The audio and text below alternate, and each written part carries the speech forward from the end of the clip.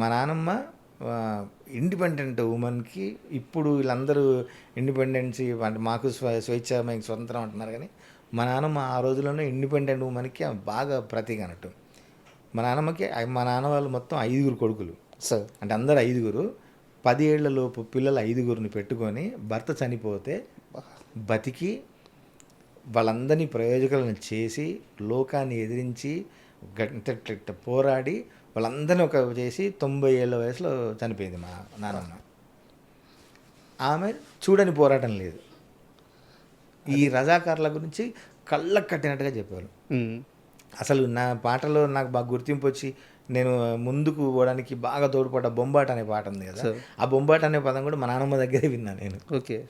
ఆమె ఏదైనా పండక్కి బట్టలు వేసుకుంటా బొంబాట ఉన్నవరా అనేది ఆ పదం బాగా గుర్తుండిపోయింది నాకు. అదే నాకు ఒక ప్రత్యేకమైన గుర్తింపు తెచ్చి పెద్ద సక్సెస్ కూడా పెద్ద సక్సెస్ అదే నాకు. అంటే మన వైపు తిరిగి చూడడానికి అమ్మ వీడియో కూడా బాగా రాస్తున్నాడే, ప్రయోగాలు కొత్తగా ఉన్నాయి అని చూడడానికి అది నాకు ఉపయోగపడింది. అట్లా మా నాన్నమ్మ పూసగుచ్చినట్టుగా ప్రతి విషయం చెప్పేది. ఈ ధాన్యం దాచే గుమ్మి అంటాం మేము, ఆ గుమ్ముల్లో దాక్కునే వాళ్ళంట. రజాకారుల ఆగడాలకి తప్పించుకోవడానికి ధాన్యం దాచే పెద్ద పెద్ద బుట్టల్లో దాక్కుంటే ఆ తుపాకీ దానికి బాయినెట్ అది ఉంటుంది కదా, కత్తి లాంటిది, అది పెట్టి పొడిచి చూసేవాళ్ళంట ఎవడన్నా ఇలా దాక్కున్నాడా అని. ఎర్రగా వస్తే వాడన్నట్టు మళ్ళీ పొడిచేవాళ్ళు. ఆడబిడ్డల్ని ఆడపిల్ల పుడితే అసలు బయటికి తెలియలేకుండా నోట్లో వడ్ల గింజలు వేసి చంపేవాళ్ళంట. పెద్ద అయితే వాళ్ళ బారిన పడాలి కదా, వాళ్ళ బారిన పడతారు. దాని బదులు చంపడం ఉత్తమం అని చెప్పి వడ్ల గింజలు వేసి చంపేవాళ్ళంట. వడ్ల గింజలు వేస్తే ఊపిరాడదు పిల్లలకి, సార్ చంపేవాళ్ళంట. అట్లాంటి అది. తర్వాత బతుకమ్మ అనేది ఎంత దివ్యమైన పండుగ, ఎంత విశిష్టమైన పండుగ. అట్లాంటి బతుకమ్మని బట్టలు విప్పి ఆడిచ్చారు అనేది అంతట్లా కళ్ళ కట్టినట్టుగా అప్పుడు జరిగిన ఇక అమానవీయమైన చర్య, ఒక క్రూరమైన చర్య అన్నట్టు అది చెప్పేవాళ్ళు. అది బాగా చిన్నప్పుడు విని విని లోపల ఉండిపోయింది. అందుకనే అంత ఫోర్స్గా రాయగలిగే శక్తి వచ్చింది నాకు. అంటే ఈ సమాజం అన్ని కష్టాలు పడ్డ సాహిత్యాన్ని కాపాడుకుంది సార్. అవును, ఆ పల్లె పాటని జానపదాన్ని కాపాడుకుంది. ఎక్కడ పాట మొదల అదే కదండి, అదే ఉనికి, అదే చరిత్ర. జానపదానికి ఉన్న గొప్ప గుణం ఏంటంటే రూపాంతరం చెందడం, రకరకాల ఒక ప్లేస్కి వచ్చి అవన్నీ తన లోపల కలుపుకోవడం. ఇప్పుడు ఒక దగ్గర నుంచి ఒక దగ్గరికి పాట ట్రాన్స్ఫర్ అయితే అక్కడి పరిసరాలన్నీ ఆ పాటలోకి వచ్చి చేరుతాయి సార్. అంటే ఆ పాటలో రెండో చరణంలో మీరు రోకల బండెట్టి కారం దంచి కొట్టి, అది ఆ కసి, ఆ ఉద్వేగం దాంట్లో కనిపిస్తూ ఉంటుంది అన్నమాట. అప్పుడు మొత్తం అప్పుడు వీళ్ళు సెల్ఫ్ ప్రొటెక్షన్ అంతా అదే వాళ్ళకు. కారపొడి, ఇప్పుడు చాకలి ఐలమ్మ గురించి కూడా చెప్తే కంకర రాళ్ళతో తరిమి కొట్టింది వాళ్ళను అని, రాళ్ళ గుట్ట వెనక కూర్చొని రాళ్ళు విసురుతూ వాళ్ళని తరిమి కొట్టింది అని. సార్ అవే వాళ్ళ ఆయుధాలు అందుకని చెప్పేవాళ్ళం. తర్వాత ఇంకా అసలు అప్పుడు శిక్షలు కూడా ఇట్లాగే ఉండేవాళ్ళు. ఎవరన్నా దొంగతనం చేసి అవి చేస్తే ముంత పొగ శిక్ష వేసేవాళ్ళు. ముంతల్లో నిప్పులేసి ఎండుమిరపకాయలు వేసి ఆ పొగ పెట్టి శిక్షించేవాడు అని. ముంత పొగ శిక్షలు కూడా అట్లా ఉండేవి, అంత క్రూరంగా ఉండేవి. అప్పుడు వాళ్ళకు ధైర్యం కూడా అవే ఉండేవి. ఎండుమిరపకాయలు, లేకుంటే ఆ కారపొడి, రోకల్ బండ తెలుసు కదా మీకు. దంచడానికి ఇంత లావు మనకు అది ఉంటుంది. ఇప్పుడు మనకు పసుపు దంచే అవి వేరే అవి ఉంటాయి, కారం దంచడానికి ఒక అది కొడితే. అందుకనే రోకల్ బండకేస్తే తలపండు బలగాలి అంట. మా దగ్గర ఓ తిట్టు కూడా ఉంటుంది. అంటే వాడు చావడానికి అందంగా తిడతారు, నీ తలపండు బలగా అని తిడతారు.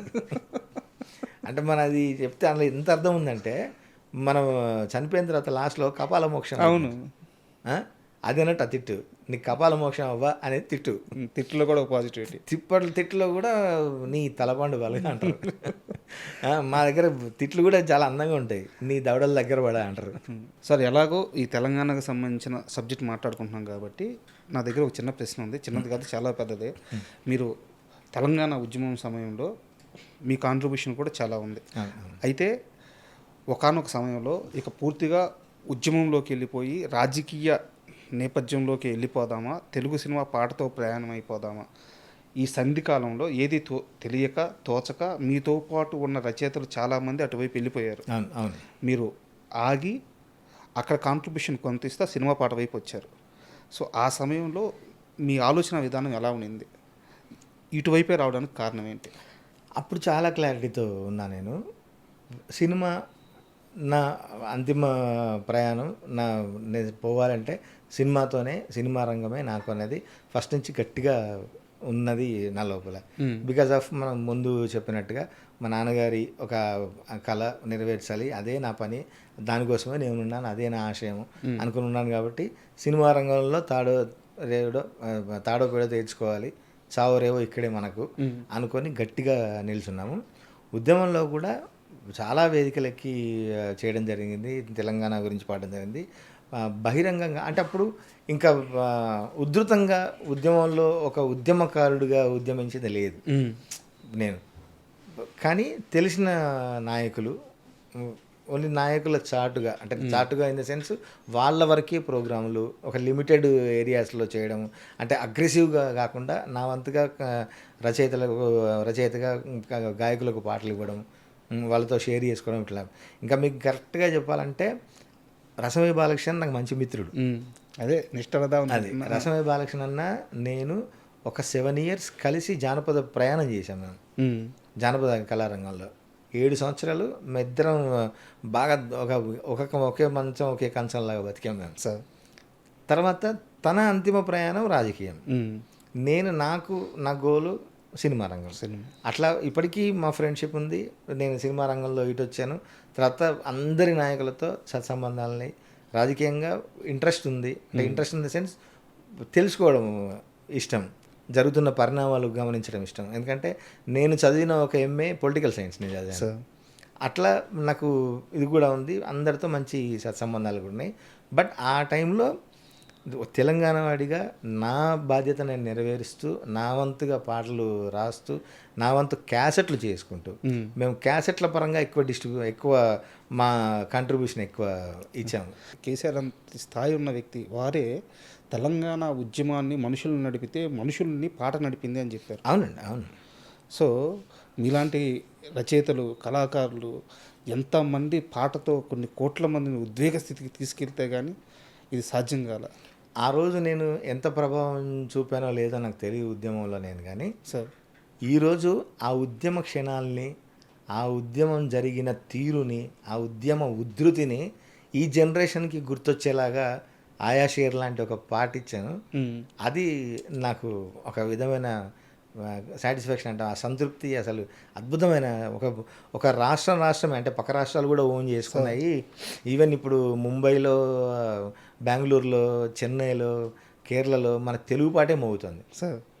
ఎక్కడైనా ఈ పాటే. నేను మొన్న ముంబై వెళ్ళాము, అక్కడ కళాకారులు నాకు ఫ్రెండ్స్ చెప్తున్నారు, మాకు ఇక్కడ బ్యాండ్లో పబ్బుల్లో బ్యాండ్స్ అవి పెడితే ఆయా షేర్ తెలుగు పాట పాడుతున్నారు, ఇక్కడ దానికి జనం ఎంజాయ్ చేస్తున్నారు. ఆ పాట పాడకుండా క్లోజ్ చేస్తూ ఉంటే ఏ పబ్బు క్లోజ్ కానీ అవ్వట్లేదు, ఏ మ్యూజిక్ కాన్సర్ట్ ఒప్పుకోవట్లేదు క్లోజ్ అవ్వడానికి. ఆ పాట ఉండి తీరాల్సి. ఈవెన్ ఇప్పుడు అనిరుద్ధ్ కాన్సర్ట్లు చేస్తే న్యూజిలాండ్లో, ఆస్ట్రేలియాలో అక్కడిక్కడ కాన్సర్ట్లు చేస్తే అది అనిరుద్ధ్ కాన్సర్ట్ కాదు, ఆయా షేర్ కాన్సర్ట్ అయిపోయింది ఇప్పుడు. అది ఎందుకు నేను ప్రస్తావించానంటే, అన్ని ఓన్ చేసుకొని ఈ జనరేషన్, ఈ పిల్లలు ఓహో ఇంత ఉధృతిగా జరిగిందేమో అప్పుడు ఉద్యమము, ఒక తెలంగాణ ఉద్యమాన్ని ప్రతిబింబించే తీరుగా ఉంది ఈ పాట, అంత రెబలిష్గా ఉంది అని ఆ రోజుల్ని గుర్తు చేసుకోవడం. అప్పుడు ఉద్యమంలో పాల్గొన్న ఉద్యమకారులు కావచ్చు, నాయకులు కావచ్చు, ఆ పాట మీద వాళ్ళ క్లిప్పింగ్స్ వేసుకోవడం. మొన్న 2వ తేదీ సార్ తెలంగాణ ఈ ఫార్మేషన్ డే రాష్ట్ర ఆ విజువల్స్కి అయాషేర్ పాటేసి ఎన్ని వేల స్టేటస్లు, ఎన్ని వేల పోస్టులు, మొత్తం ఆ ఉద్వేగ క్షణాలన్నిటికీ సాంగ్ ఇదే పెట్టుకున్నారు. ఎందుకంటే పాటలో ఆ ఫోర్స్ ఉంది. సో ఎలాగో మనం పాట దాకా వచ్చాం కాబట్టి, అయాషేర్ దగ్గరికి వచ్చాం కాబట్టి, అసలు ఏం చెప్పారు సార్ శ్రీకాంత్ వడ్డల్ గారు మీకు? ఏమన్నా నూరిపోసారా, ఊపేశారా? నాకు ఆ జడల్ క్యారెక్టర్ చెప్పాడు నాకు. అది విపరీతంగా ఒక యోధుడు అంతే ఆ క్యారెక్టర్, వీరుడు. ఆ వీరుని లైఫ్ మనం ఇందాక మాట్లాడుకున్నట్టు ఎంత నలిగితే కానీ విప్లవం పుట్టదు సార్. మనం ఇప్పుడు రాళ్ళు కూడా మంట పుట్టాలంటే రాళ్ళ మధ్యలో రాపిడి జరిగితేనే మంట పుడుతుంది. ఆ రాపిడిలోంచి ఒక మంట వస్తుంది కదా. అంత నలిగిపోయిన ఒక క్యారెక్టరు ఒక స్థాయికి ఎవ్వడు లేడు, మనం చచ్చినా పర్లేదు, ఎవ్వడు మనం ఏం చేయలేడు, చలో మన సత్తా ఏందో చూపుదాం అని వెళ్ళినప్పుడు ఎంత ఫోర్స్తో ఉంటాడు, ఎంత ఫియర్స్గా ఉండాలి. ఆ పదమే అసలు ఆ పదాలు వింటేనే అవతలవాడు గుండె పగిలి సావాలి. ఎవరినో భయపెట్టినట్టు ఉంది పాట అది. అది నాకు శ్రీకాంత్ చెప్పిన మాట.